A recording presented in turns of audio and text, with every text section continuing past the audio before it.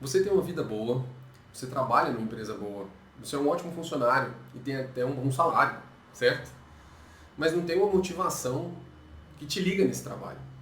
Você vai na academia só quando dá tempo. Se você é solteiro, você não consegue firmar um bom relacionamento. Se você é casado, não passa muito tempo com o cônjuge, nem com a família. Planejou algumas viagens, mas não conseguiu completar nenhuma ou concluir nenhuma. Veja que até você ter essa vida boa, mas algo sempre está ali fora do lugar e você não se sente completamente realizado. E nesse vídeo eu vou te contar os motivos disso acontecer. Existem 5 fontes principais para um sofrimento. E a primeira delas é a simbólica. Elas estão ligadas aos temperamentos, que são os coléricos, aqueles mais esquentadinhos, os melancólicos, os mais pensadores, os fleumáticos são os calminhos e o sanguíneo são os espalhafatosos. E cada um desses temperamentos eles têm uma representação simbólica da natureza, que é o fogo são os coléricos, a terra é o melancólico, a água é o fleumático e o ar é o sanguíneo. Se, por exemplo, uma pessoa que é fogo e trabalha como uma secretária, fica sentado o dia inteiro, parada ali como a terra, isso pode gerar uma fonte de sofrimento, porque não tem espaço para aquele fogo queimar, sendo que ela poderia ser uma gerente de vendas ou talvez um diretor de projetos, porque essas profissões requerem uma energia mais quente do fogo ali para lidar com essas pressões do trabalho. A pessoa que é ar, mais expansiva, ocupa todo um espaço, e essa pessoa trabalha como um assistente social, por exemplo, que é algo mais semelhante à água, que é mais estável, flui mais devagar, e também pode se tornar uma fonte de sofrimento, porque não tem espaço para esse ar expandir e envolver, como em profissões como publicitário e palestrante, por exemplo. Nessas profissões tem mais energia de expansão, atenção e cuidado, e interação com muitas pessoas.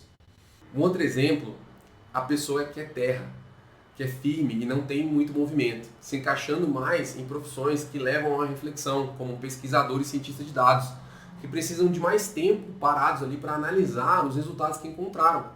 Uma fonte de sofrimento é essa pessoa trabalhar como um gerente de equipe, por exemplo, que precisa lidar com uma pressão maior, como é o caso do fogo. E aqui eu vejo duas saídas. Ou essa pessoa muda de profissão, ou ela aprende as habilidades necessárias para exercer aquela função, para que não deixe que isso vire uma fonte de sofrimento. E por fim, temos aquelas pessoas que são como a água, que tomam a forma dos lugares onde elas estão, sendo um pouco mais pacíficas e estáveis, principalmente emocionalmente, se encaixando em profissões como terapeutas e enfermeiros que lidam com emoções de pessoas diferentes todos os dias. E agora vamos supor que essa pessoa seja um ator ou um personal trainer, por exemplo, que são mais expansivos e têm interações mais dinâmicas e não muito estáveis. E, como por exemplo, desmarcam horários o tempo inteiro com eles.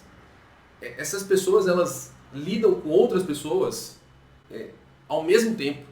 Então, novamente, existe aqui um descompasso simbólico e que pode gerar uma fonte de sofrimento. Dessa forma, é preciso ter uma ideia do seu temperamento para que você possa fazer essas conexões com essa fonte simbólica de sofrimento. A segunda fonte de sofrimento é a física. Por exemplo, deficiências nutricionais e limitações corporais. Vamos imaginar uma pessoa muito baixa, que ela vai querer ser jogador de basquete. É uma limitação física, certo? Ela pode lutar e ela pode, de fato, ser um jogador de basquete? Claro que ela pode. Porém, isso não vai deixar de ser uma fonte de sofrimento, devido a essa limitação e essa restrição física. Também a gente tem os casos onde existe uma deficiência nutricional. Se uma pessoa tem uma baixa B12, por exemplo, ela pode estar sofrendo como se ela tivesse uma situação real, como a morte de um parente próximo ou a perda de um emprego, porque ela não consegue fazer as reações químicas para a produção adequada de neurotransmissores que vão levar a uma queda dessa dosagem desses neurotransmissores no sangue. A exemplo da serotonina, que é dito o hormônio da vida, e a dopamina, que está associada à satisfação e o prazer. Você conhece uma pessoa que é assim? Compartilha com ela para ela ajudá-la, porque esses problemas grandes que ela enxerga e acaba sofrendo por causa disso, pode ter uma solução simples de deficiência nutricional. E agora a gente tem a terceira, que é a afetiva. Como que a pessoa ela se percebe querida, amada e valorizada. Se ela não consegue ter essa percepção em nenhum sentido, vindo dos amigos, da família ou até mesmo dos colegas de trabalho, se ela fez um bom trabalho, não foi reconhecida, ou não vê aquela promoção que ela tanto desejava, está com alguns problemas familiares que o pessoal não liga mais perguntando se está tudo bem, não convidam mais para um almoço de família, tem muita dificuldade em fazer aqueles novos amigos porque vive vivendo uma vida solitária e somente para si, já que ela não se dá mais o trabalho de buscar amizades e os poucos amigos que lhe restam também sumiram. Esses fatores com certeza podem gerar muita dor e sofrimento para essa pessoa. A quarta fonte de sofrimento é a intelectual. Quando uma pessoa sabe menos do que deve, por exemplo, quando ela vai ocupar uma nova função no trabalho e ela não tem o conhecimento técnico para aquela função, isso pode ser uma fonte de sofrimento intelectual. Acreditar no que é falso, ou até mesmo algo que é verdadeiro, mas não é importante, também são fontes de sofrimentos intelectuais. Em casos mais extremos, nos dias de hoje, a gente tem pessoas aí que acreditam que é um tipo de animal, ou que sexo biológico é uma construção social onde não existe mais homem e mulher, mas você escolhe o que você quer ser. Ambos os casos são falsos, concorda?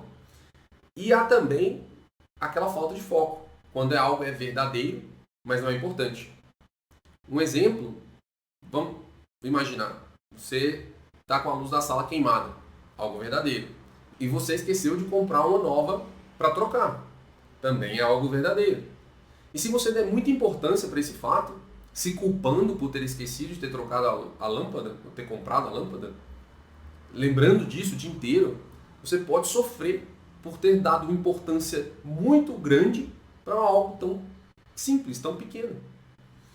E por último, meus amigos, a gente tem a quinta fonte de sofrimento, que ela é a espiritual.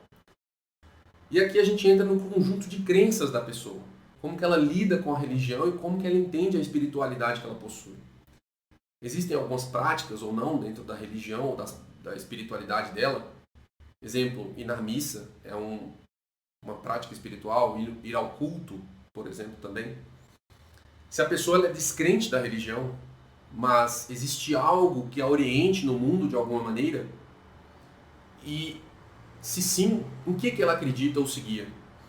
Normalmente quando uma pessoa não tem religião, algum outro tipo de doutrina vai ocupar esse espaço. E pode ser que isso vire uma fonte de sofrimento, porque ela não compreende bem o que ela acredita. Conhece uma pessoa sem religião ou que não pratica nada?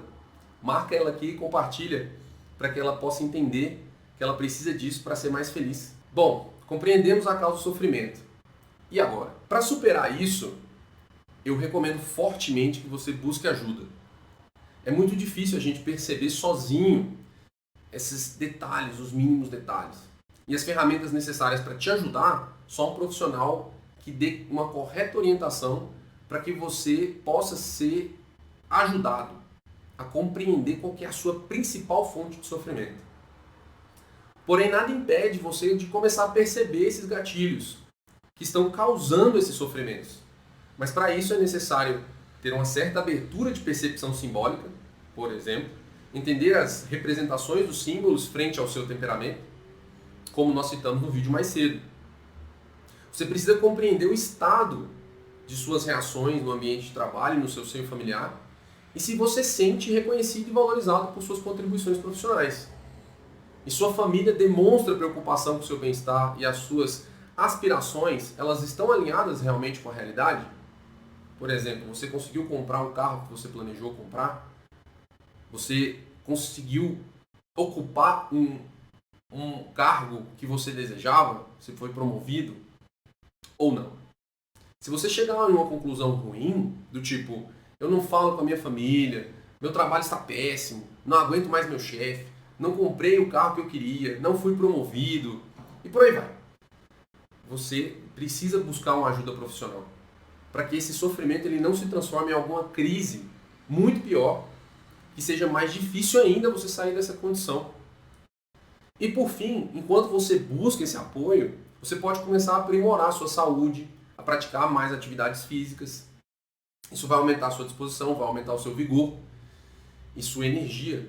Além de, melhorando sua alimentação, você vai fornecer, por exemplo, nutrientes essenciais para a produção adequada dos hormônios da felicidade e do prazer. Porque uma maneira de reduzir os impactos dessas fontes de sofrimento é fazendo algumas práticas simples. Se esse conteúdo te ajudou de alguma maneira, se inscreva no nosso canal, pois toda semana eu posto conteúdos novos com muito valor que podem fazer a diferença na sua vida.